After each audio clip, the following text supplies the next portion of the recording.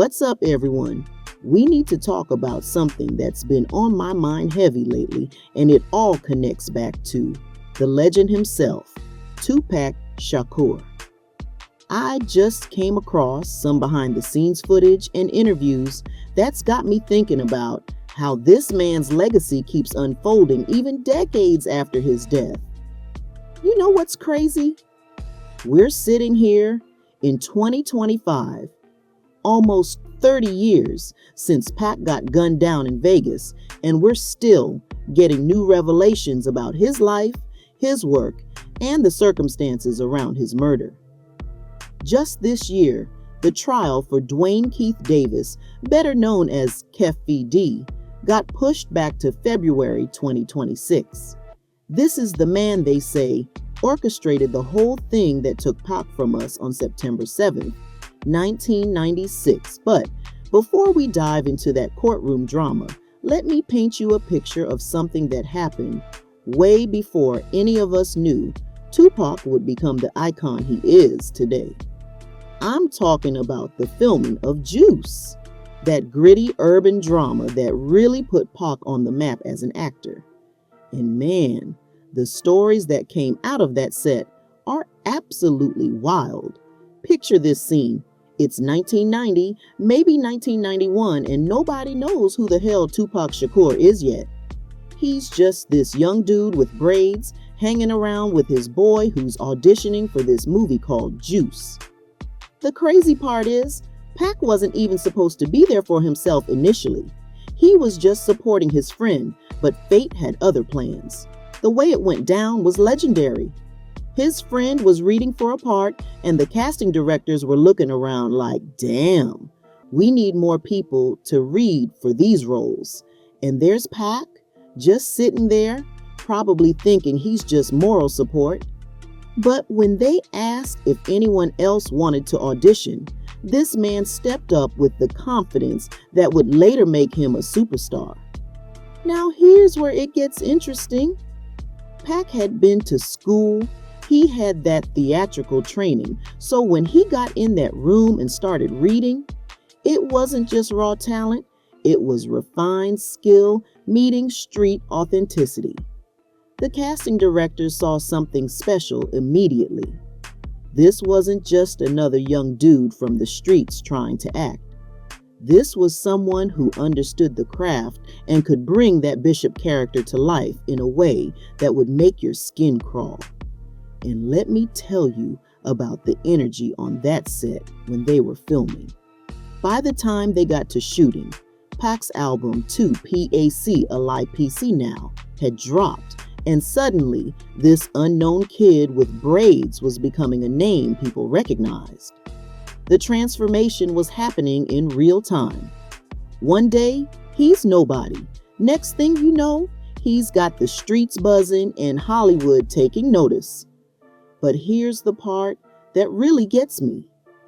The person telling this story talks about how they were all staying in the same hotel during filming. Pac had the big suite, and he made sure his people were taken care of. That's the kind of loyalty and brotherhood that defined who Tupac was as a person, even when he was coming up.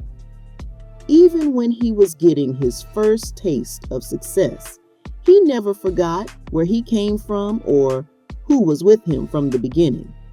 The filming of that Uptown Anthem video they mentioned, man, that was like a celebration in Harlem. The streets were packed.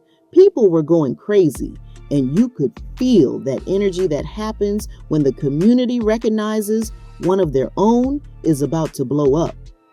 This wasn't just another music video shoot.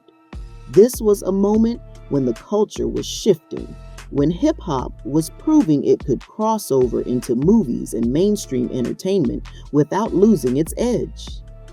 Now, let's fast forward to what's happening right now in 2025, because the Tupac story is far from over.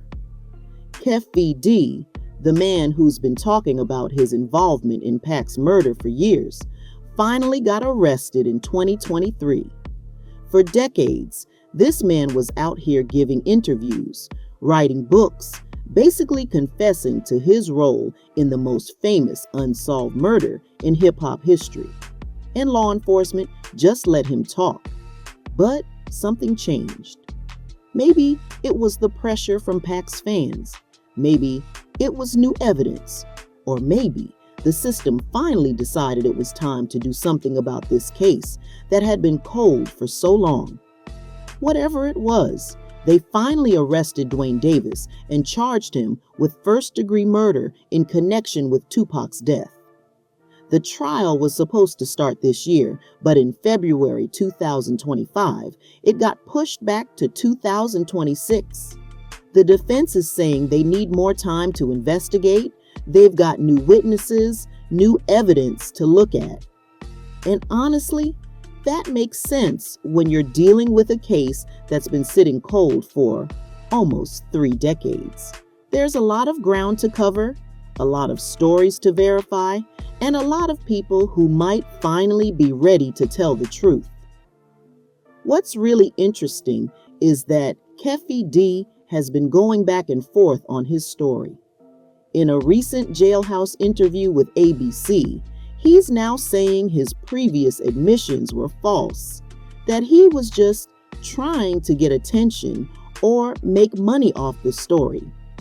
But here's the thing, when you've been telling the same story for years, when you've written books about it, when you've done multiple interviews describing your role in detail, it's hard to just take it all back and expect people to believe you were lying the whole time.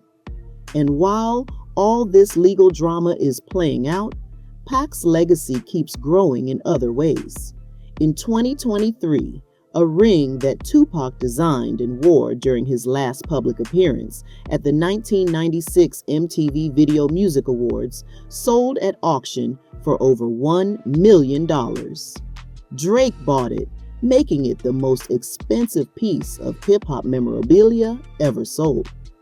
Think about that for a second. A ring, a piece of jewelry that Pac wore just days before he was killed, is now worth more than most people's houses. That ring represents something deeper, though. It's not just about the money or the celebrity who bought it. It's about how Tupac's influence has transcended music, transcended entertainment, and become something that people see as historically significant. When a piece of jewelry sells for $1 million, it's because people understand that the person who wore it was more than just a rapper. He was a cultural icon whose impact is still being felt today. But let's get back to those juice stories, because they reveal something important about who Pac was as a person and as an artist. The way he approached that bishop role, the intensity he brought to it, that wasn't just acting. That was Pac channeling something real, something he understood about the streets, about desperation, about what happens when young men feel like they have no options. The person telling these stories mentions how Pac was wild on set, how he needed gun safety training because he was so intense with the props. But that intensity is what made Bishop such a memorable character. Pac didn't just play the role, he became it. And that's the same energy he brought to his music. The same authenticity that made songs like Brenda's Got a Baby and Dear Mama hit so hard. When they were filming those scenes in Juice, especially the ones with the guns, Pac was so committed to the realism that he actually burned his co-star with a blank during one of the shooting scenes. That wasn't in the script. That was just Pac being so in the moment, so focused on making it real that he forgot he was just acting. That's the kind of dedication that separates legends from regular performers. And think about the timing of all this. Juice came out in 1992, right when hip-hop was starting to get serious mainstream attention, but also right when the media was starting to demonize rap music and the culture around it. Pac's performance as Bishop was so convincing, so raw, that it probably contributed to some of the stereotypes about rappers being dangerous or violent. But that's the double-edged sword of being that good at what you do. Your art becomes so real that people can't separate the character from the person. The irony is that while Pac was playing this violent character on screen, he was also writing some of the most conscious, socially aware music of his generation. Songs like Keep Your Head Up and I Get Around showed a completely different side of his personality. But the media and the public often focus more on the Bishop character than on the conscious rapper who was trying to uplift his community. Now, as we're sitting here in 2025, waiting for this trial to finally happen, it's worth asking what justice for Tupac would actually look like. Is it putting Keffe D in prison for the rest of his life? Is it finally getting answers about who else was involved? Is it understanding the larger forces that led to the East Coast-West Coast beef that ultimately cost us both Pac and Biggie? The truth is, even if Keffe D gets convicted, even if we get all the details about what happened that night in Vegas, it won't bring Tupac back.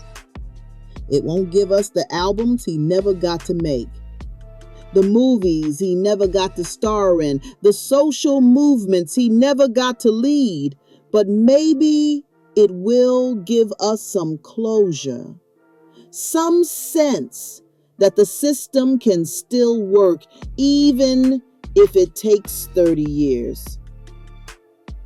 What's really fascinating about this whole situation is how Pac's story keeps evolving. Every few years, there's a new documentary, a new book, a new revelation that adds another layer to our understanding of who he was and what he represented. The man has been dead for almost 3 decades, but his story is still being written.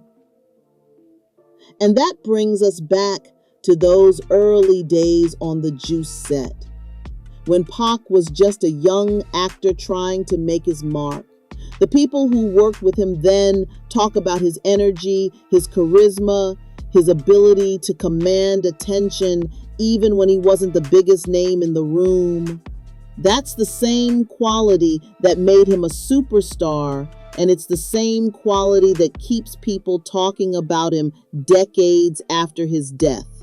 The fact that we're still getting new stories about Pac, still learning new details about his life and his work, shows how much of an impact he had in his short time here.